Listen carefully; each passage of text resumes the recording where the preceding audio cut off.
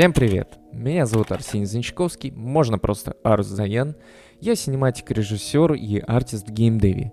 И в этой рубрике мини-лекции мы разбираем с точки зрения режиссуры, синематики, сценария, каких-либо художественных решений, музыки, саунд-дизайна и даже геймплея различные решения в играх.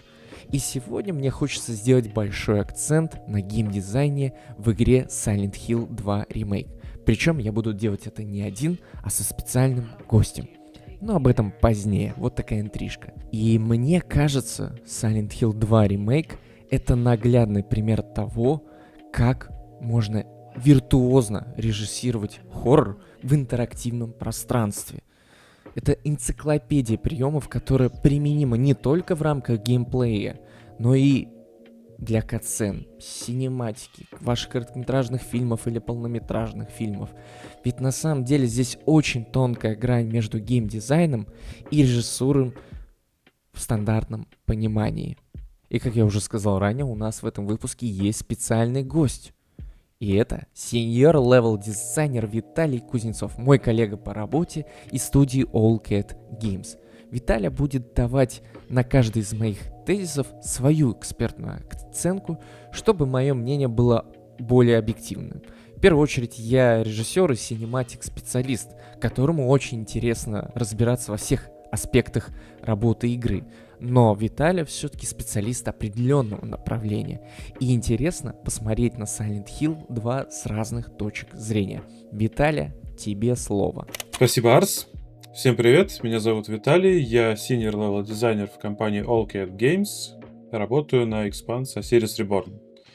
Игры я люблю их делать, люблю в них играть, люблю их разбирать. Собственно, поэтому я здесь. И первая тема для разбора — это режиссура ожидания в связке с механиками геймплея. В одной из локаций в тюрьме игрок сталкивается с новой механикой.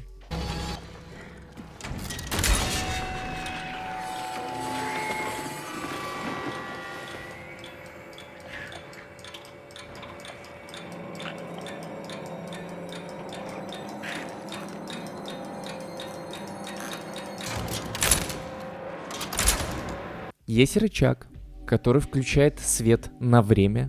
Все это подкрепляется характерным напрягающим звуком отсчета и возвращением рычага в исходное положение. И что самое интересное, в этом моменте игры игрок не получает явного фидбэка от мира. Игрок сразу начинает домысливать.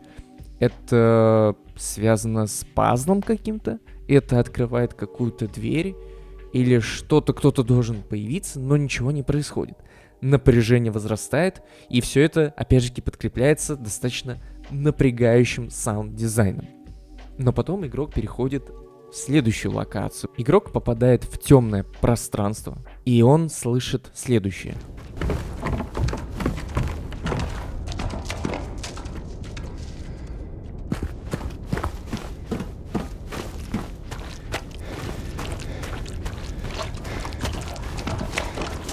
В этой абсолютной кромешной тьме и тишине, где слышно только скрип досок и дыхание игрока, мы можем услышать топот какого-то существа. Но у нас нет никакого визуального подтверждения.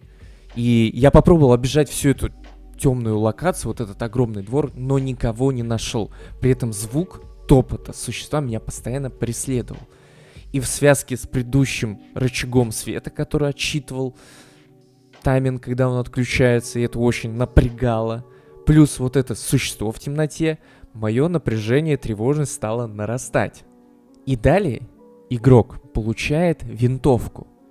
И наконец происходит следующее.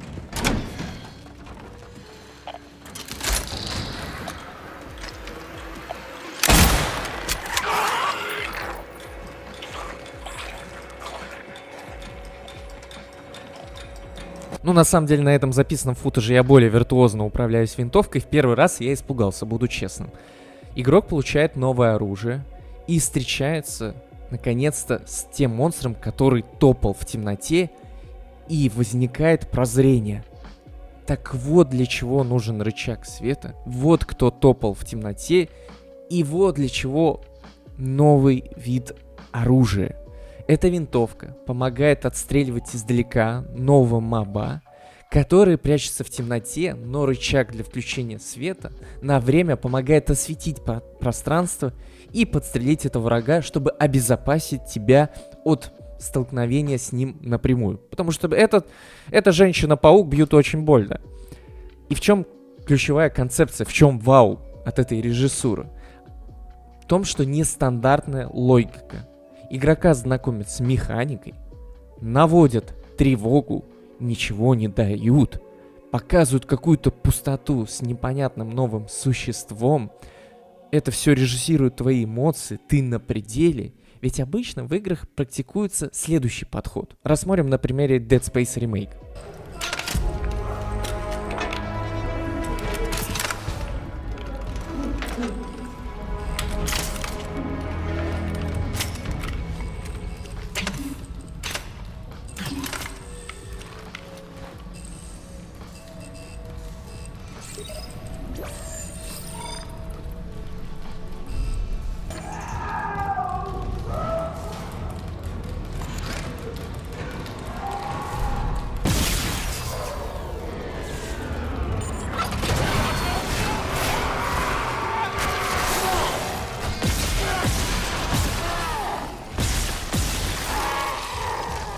И в чем ключевой посыл Dead Space? В том, что тебе дают новое оружие, новую механику, в безопасных условиях дают тебе опробовать ее, и затем сразу показывают нового моба, которого ты можешь отстрелять с учетом этого нового оружия. Это понятный user experience, механика, монстр, применение. В Silent Hill же наоборот. Тебе дают механику, тебе дают намек на монстра, тебя долго держат неведение, дают оружие, и только потом ты начинаешь связывать все эти пазлы в едино.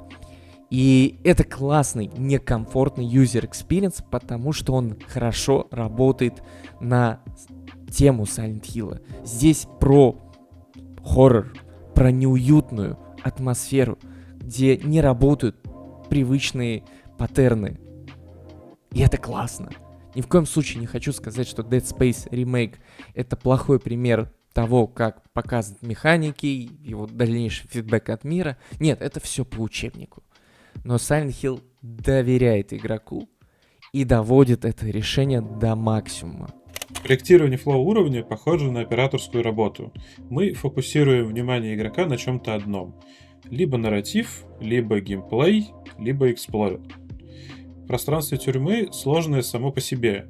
Клетки, высокий потолок, ничего не видно. Игрок не понимает, как в это играть еще. Он впервые видит это пространство. Еще мы даем ему механику света и таймера. Достаточно большая когнитивная нагрузка. Поэтому, чтобы игрок не запутался, мы сначала ему даем поиграть в тревожный эксплоринг, а затем даем боевую часть отдельно. В итоге игрок пробует использовать пространство против врагов. Он понимает, откуда враги могут прийти, и в итоге мы получаем синергию окружения и геймплея. Помню момент из A Plague Tale Innocence, где героиня идет с факелом и гонит крыс на стражника. Это довольно долгий момент, в котором игра заставляет игрока почувствовать неизбежность того, что сейчас произойдет. Здесь работает и геймдизайн, и левел-дизайн, и синематики. Все вместе создает вот этот вот целевой экспириенс игрока. Поэтому так важно играть вместе и режиссировать игровой опыт с разных сторон. Кат-сцены — это крутой инструмент, когда нужно дать игроку гарантированный опыт. В «Экспедиции 33» показать личные переживания Гюстава после высадки. Или показать крутой эпичный побег Шепарда со станции коллекционеров во втором Mass Effect. А вот обучение игре, обучение механикам все-таки должно проводиться инструментами самой игры. Итак, вторая тема лекции — чеховские ружья и слом правил. Как я уже говорил ранее, катсцены — это часть игрового экспириенса игрока. Невозможно в катсцену запихнуть весь эмоциональный спектр или какой-то билд-ап, то есть нарастание какой-то ситуации, экспозицию, кульминацию, катарсис. Нет.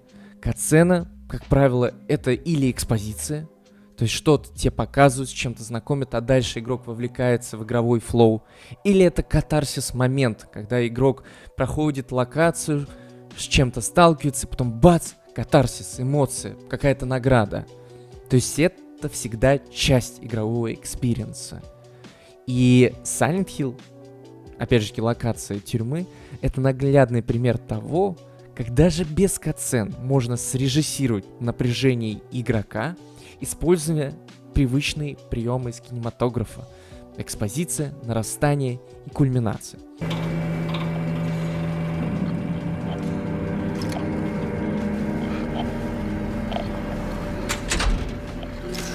Игрок попадает на локацию, где все двери закрыты, но с ними можно интерактить. Можно даже заглянуть и увидеть, что там есть коллектабл, птички, да, которые можно собрать. Если игрок откроет карту, то он увидит, что все эти двери обозначены согласно правилам геймдизайна, которые сами задавали разработчики на протяжении всей игры, что их, да, можно открыть. Но сколько я не бегал бы по локации, я не мог найти каких-либо ключей или еще чего-либо, что это откроет. Это экспозиция, тебе дают информацию, но без явного ответа. И далее у тебя нарастает напряжение, тревога. А почему они закрыты? Как их открыть? И вот она, кульминация. Игроку дают электрощит с рычагом и одно решение этой простой головоломки. Нужно включить рычаг на полную мощность, хотя там явно сказано, что это красный уровень опасности. Но по-другому ты никак не запустишь этот электрощит. И у мира происходит реакция.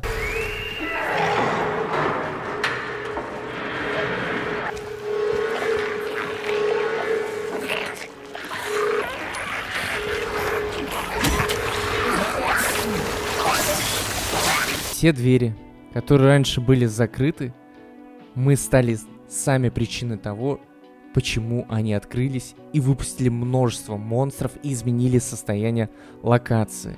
И вот это самое страшное для игрока. Вот эта неизбежность того, что он становится причиной опасности. И что вдвойне классно, игрок не говорит: «О, я не понял, почему это произошло, откуда они взялись, эти монстры». Нет. Игрок говорит: блин, это было ожидаемо. Я вот так и знал, что это до добра не доведет. Это хорошая работа с режиссурой и атмосферой хоррора. И опять же, здесь нет катсцен, но это классный пример того, как нужно удивлять игрока. Мы часто пытаемся запихнуть там в катсцену все возможное, чтобы показать что-то неожиданное. Но нужно выстроить хороший фундамент, чтобы этот неожиданный поворот хорошо сработал. И это правило фундаментально для работы режиссуры, что в кино, что в катсценах, что в рамках геймдизайна локации. Особенно в таких напряженных жанрах, как хоррор. Абсолютно согласен. Удивление возникает из ожидания. Ожидание возникает из паттернов, паттерны из обучения. Если в игре есть крафт-станции, игрока всегда подведут и объяснят, что тут безопасно, тут прокачка. Самые очевидные примеры слома этих паттернов — это Dead Space и Last of Us. Когда на месте сохранения в первом случае и крафта во втором на игрока нападает противник. В обеих играх такое происходит лишь однажды. Поэтому работает. К слову, постоянное нарушение паттернов ведет к неконсистентности и далее к тому, что игрок теряет понимание, как в это играть. Без правил нет фана. Очень легко представить ситуацию, когда через решетку мы показываем игроку ценный лут. Классический левел-дизайн. Игрок уже хочет этот лут, он ищет путь внутрь, эксплорит, там какую-то записку находит. В итоге он вот почти дошел до сундука, и на него нападает враг. Это уже не просто убить моба, это уже небольшая история, где есть экспозиция, нарастание напряжения и кульминация. Хотя сделать такую мышеловку достаточно просто, она всегда дает игроку прикольный опыт. Он всегда рассказывает какую-то историю, а мы любим истории.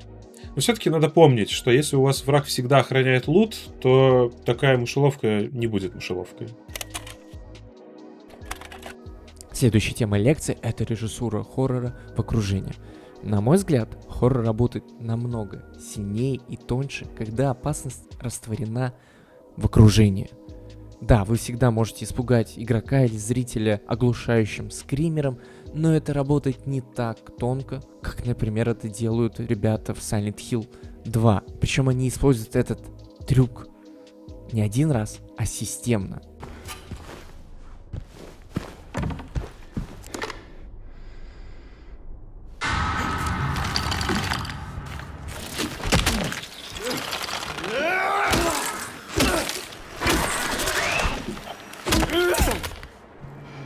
Игрок сталкивается с новым мобом, который смешивается с окружением, с манекенами, и это застает нас врасплох. И далее разработчики используют это системно, постоянно интегрируя этого моба в окружающее пространство, где он повторяет ритмы, вертикали, смешивается с палитрой окружения, и это заставляет игрока более медленно и напряженно проходить локацию, внимательно изучая каждый уголок и держа его в постоянном тревожном состоянии. Ну и вы можете резонно сказать, ну этот прием, да, классный, но он хорошо работает в интерактивном пространстве. А что насчет катсцен, синематики, кино и прочего? Есть пару хороших приемов, где точно так же врагов растворяли в окружении. Например, «Бегущий по лезвию» от Ридли Скотта.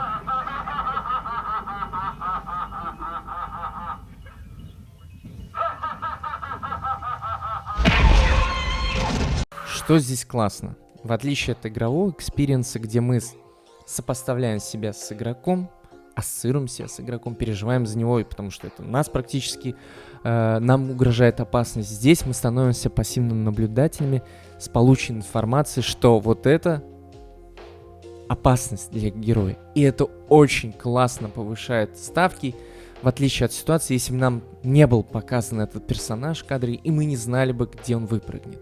А так мы постоянно держим себя в напряжении и не можем понять, когда все пойдет не так для героя. Или другой пример из недавнего сериала «Чужой земля». Search and rescue! Security services, open up! Of the building.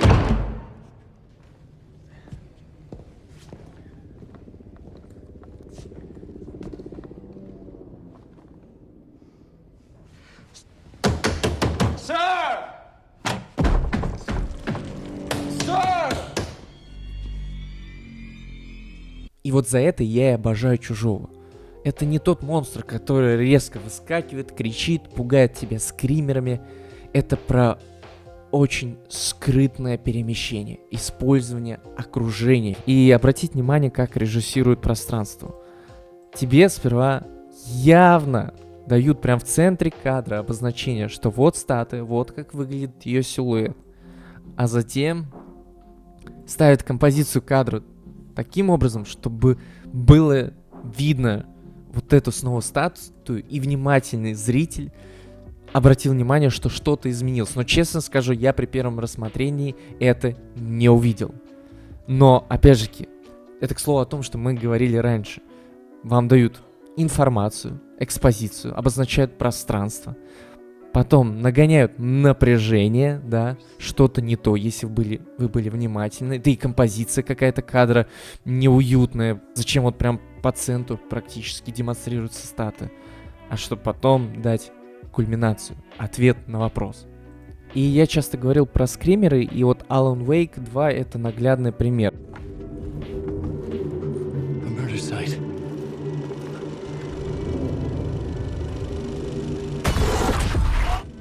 The mask was the key.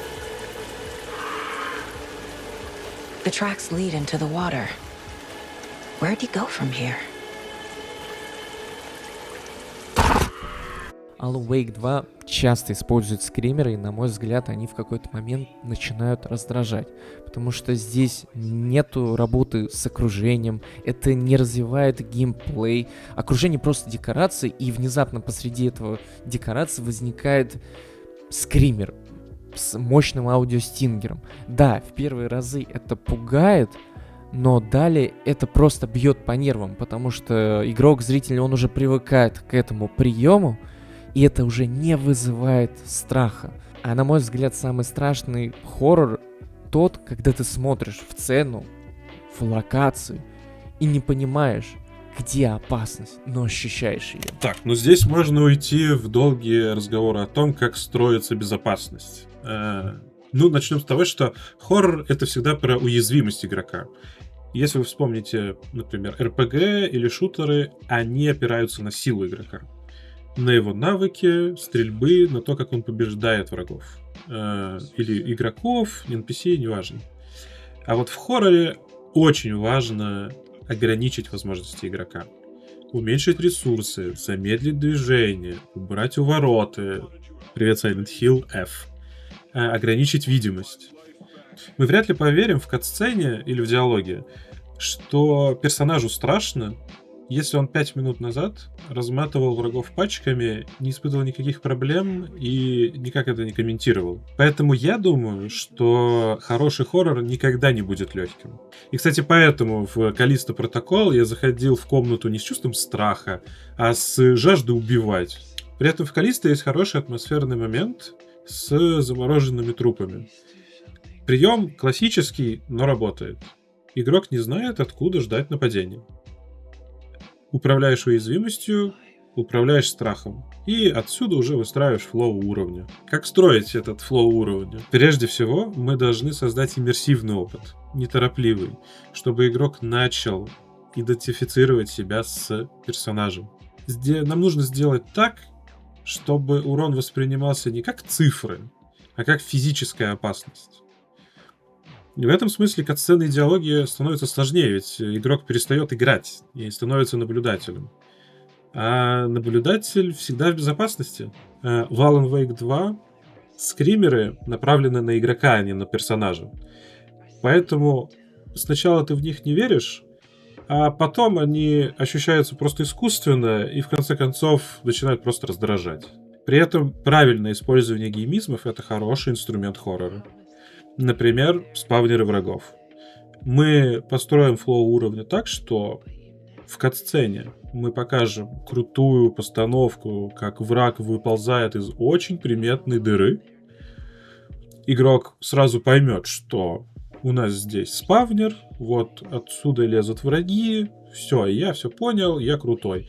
В следующей комнате мы дадим ему 5 таких дыр и сделаем так, что будет непонятно, откуда ползут враги. В итоге мы и научили игрока, и обманули его, и создали пугающее окружение. И в итоге это все вместе создает тревожное ожидание, которое мы и хотим получить в итоге.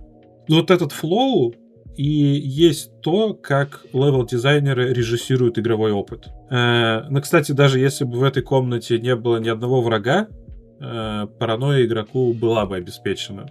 Хотя надо не забывать, что мы игру делаем, все-таки 1-2 врагов стоит добавить. И последняя тема лекции — прогрессия визуала и атмосферы. Возможно, кому-то покажутся эти вещи банальными, но я все равно хочу их проговорить, потому что они фундаментальны и работают во всех плоскостях. Режиссура, геймдизайн, левел-арт, саунд-дизайн, музыка. О чем идет речь? Вот у нас есть первая локация у игрока. Лес, открытое пространство, много воздуха, хорошая видимость, не напрягающая музыка. Ну, не напрягающая по сравнению с дальнейшими локациями Silent Hill. Далее мы попадаем в город. Уже пространство сужается. Видимость ограничится в виде тумана. И это уже привносит небольшое беспокойство, но тем не менее достаточно воздуха, чтобы игрок чувствовал себя комфортно, особенно при столкновении с мобами. Тем не менее, разработчики грамотно режиссируют постепенное погружение игрока. Даже в этом свободном городе есть разбросанные маленькие такие вот островки замкнутых локаций, где намного тревожнее, чем на улицах Silent Hill. Но разработчики не злоупотребляют этим пространством, чтобы постепенно игрока готовить к следующей локации. И далее жилые здания, узкие коридоры, давящие потолки, более низкий ключ освещения. И все это начинает повышать тревожность, особенно на контрасте с свободными улицами.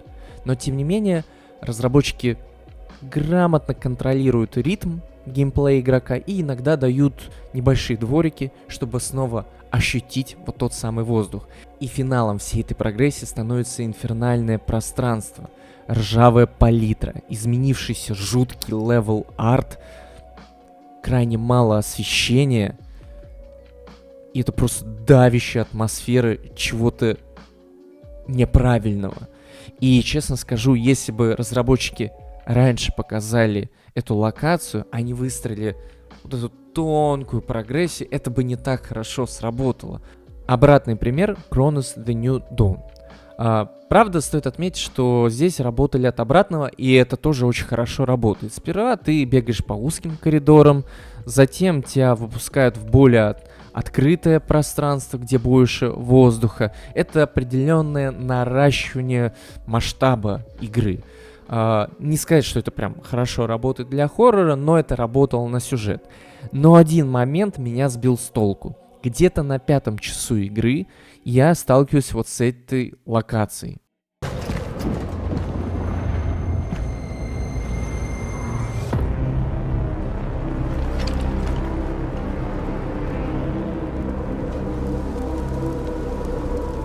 I've reached Sector A11. The steel works.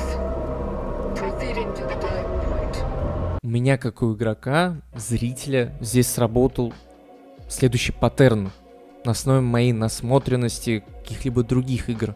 Так, масштабная локация, визуально эпическая, с какой-то аномалией в оранжево-адских тонах. Сама локация внутри колоссальных размеров. Все кричит о том, что это как будто важная кульминационная сюжетная точка. И оказывается, что это лишь 1/3 игры. И дальше еще десяток часов прохождения. И тут вот очень важно правильно расставлять вот эти визуальные драматургические пики. Потому что вы можете раньше времени создать ложное ощущение того, что это, оказывается, какая-то кульминация игры. Опять же таки, это субъективное ощущение, возможно, это была часть идеи.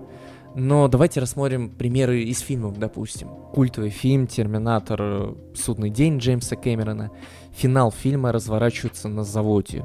Жар, оранжевая палитра, масштабный завод. Все это задает вот этот драматургический визуальный пик повествования. Ты четко понимаешь, да, это финал истории. «Властелин колец. Возвращение короля». Финал фильма разворачивается в жерле вулкана в Мордоре, где нужно Фродо сбросить кольцо. Опять же таки, оранжевая палитра. Эпический вулкан, аномалия природного, эпического масштаба. Ты чувствуешь, вот он, финал истории.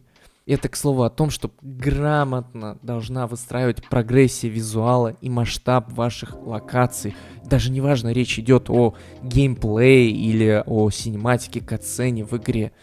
Или вы постепенно наращиваете, или наоборот, из узкого пространства выпускаете в масштаб, показывая что-то невероятное. Все зависит от того, как выстраивается сюжет, где нужно расставить вот эти драматургически важные моменты. Во всем, что мы сегодня обсуждали, мы так или иначе говорили о прогрессии игрового опыта. Игрок изучает что-то новое, игрок находит что-то новое в привычном, переходит от тревоги к паранойи, идет от света к тьме и так далее. Эту структуру можно сломать, и Я не знаю, делал Кронос это намеренно или случайно. Однако мы видим, что вписать такой слом в повествование — это нетривиальная задача. И эта задача является серьезным испытанием и для продакшена, и для команды. Мне видится, что прогрессию или режиссуру многих игр, которые мы обсудили сегодня, можно подвести к метафоре спуска в ад. Особенно это заметно в Silent Hill. Пространство меняется от повседневного и открытого к тесным, ломаным, неправильным комнатам и лабиринтам. Визуал движется от светлых, холодных цветов и реализма к чему-то действительно инфернальному. В нарративе вскрывается все больше подробностей, которые меняют отношение игрока к происходящему. Завязка, кульминация и развязка — это база, которая работает и в прокачке персонажа, если мы говорим о геймдизайне, и в дизайне конкретного боя, и в отдельной части уровня, если мы возвращаемся к левел-дизайну, и в игре в целом. Словом, все мы дизайнеры уровней, геймдизайнеры, режиссеры, сценаристы, нарративные дизайнеры. Все мы пользуемся одними и теми же правилами драматургии. И уж лучше сделать, когда персонажу грустно, за окном идет дождь, чем ничего не делать. Просто следите за консистентностью, и все будет хорошо. Воу, спасибо большое за то, что досмотрела до самого конца. Мне безумно приятно. И Виталий, думаю, тоже. Спасибо ему большое за то, что он нашел время и поделился своей экспертной оценкой. Обязательно подписывайтесь на него в соцсетях. Я хочу отметить, что это очень важно. Уметь общаться с другими специалистами, коллегами по цеху и смотреть с разных точек зрения на игру, на то, как выстраивать эмоции. Ведь на самом деле режиссура катсцены начинается задолго до запуска этой катсцены на локации. И тут важно понимать, какими приемами руководствуются ваши коллеги по цеху, или, по крайней мере, найти с ними общий язык, чтобы правильно выстроить эмоции и правильно подвести к вашему сюжетному моменту, который может являться синематик сценой или чем-либо другим. Ну а тебе скажу в который раз, пожалуйста, вдохновляйтесь разными медиа, черпайте интересные референсы не только из катсцен, синематики, анализируйте геймплей, анализируйте, как разработчики режиссируют ваше восприятие, эмоции, пространство, левел-арт, свет, звук.